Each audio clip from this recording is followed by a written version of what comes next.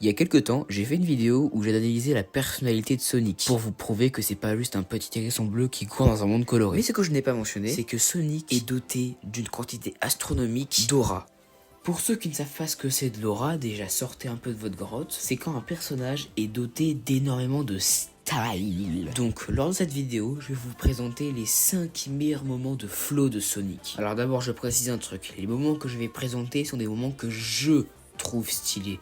Vous avez le droit de ne pas les trouver stylés. D'ailleurs, je vais commencer crescendo. Je vais commencer par celui que je trouve le moins stylé et finir par celui que je trouve le plus stylé. Et pour ceux qui se posent la question, non, il n'y aura pas la scène finale d'Adventure 2. Et on commence fort avec l'intro de Sonic CD. Cette animation a été animée par la Toei en 1992. Cette animation nous montre la vitesse, l'agilité et la puissance de Sonic classique. Tellement Sonic va vite, quand il passe au-dessus de l'eau, ça fait des arcs-en-ciel. Il arrive à casser des rochers qui font 5 fois sa taille. Il esquive des arbres à toute vitesse et se permet de prendre la pose sur un pic rocheux. Cette animation nous montre la vraie personnalité de Sonic classique. Un héros déterminé et sérieux, prêt à éliminer tous les adversaires qui se mettent sur sa route, même s'il se rend compte du danger qu'il représente.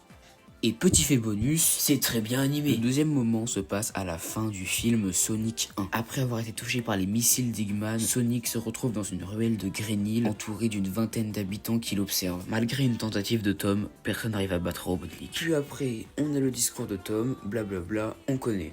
Puis Sonic se réveille enfin. Il se relève doucement, frappé par la foudre avec un long travelling autour du personnage. Puis il ouvre les yeux et fait enfin face à Robotnik. À partir de maintenant, Sonic ne veut plus cacher ses pouvoirs. Il ne veut plus les utiliser pour fuir ou se cacher. Maintenant, il veut les utiliser pour protéger les êtres qui lui sont chers. Ce n'est peut-être pas le Sonic des jeux qu'on aime tant, mais on lui doit quand même le respect. Et on enchaîne tout de suite avec le troisième moment qui se passe à la fin de Sonic Colors. Après avoir battu Eggman, le jeu est fini.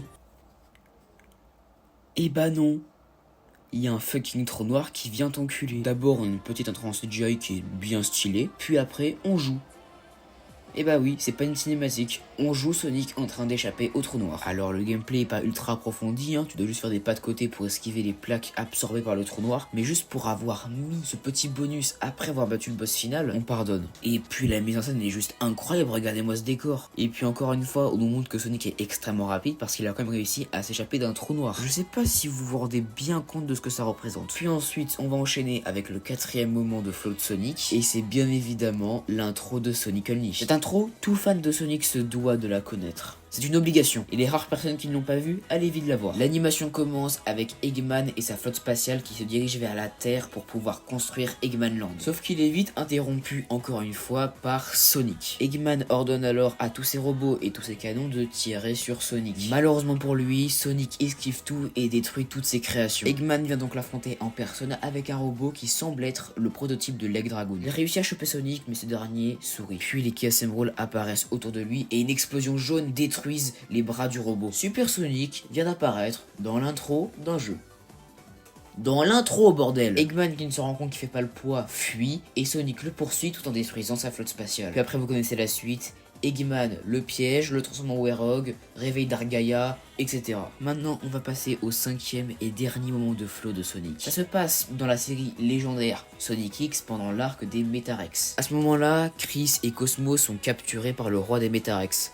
Sonic, lui, se tient à genoux, entouré des fausses émeraudes, remplis de rage. Puis soudainement, son pelage devient plus sombre et une aura menaçante l'entoure. Il se retourne, le sourire aux lèvres, puis disparaît. Puis en une fraction de seconde, il détruit les deux Metarex qui étaient censés jauger sa puissance et sa vitesse. À travers la fumée causée par l'explosion des Metarex, on peut percevoir une ombre menaçante, très sombre et qui n'est pas dotée de pupilles.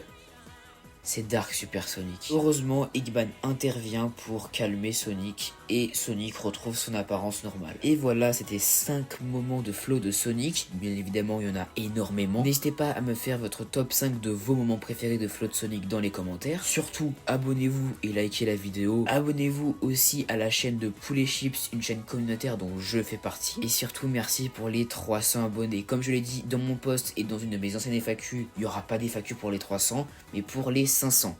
Merci encore et moi je vous dis bonne nuit.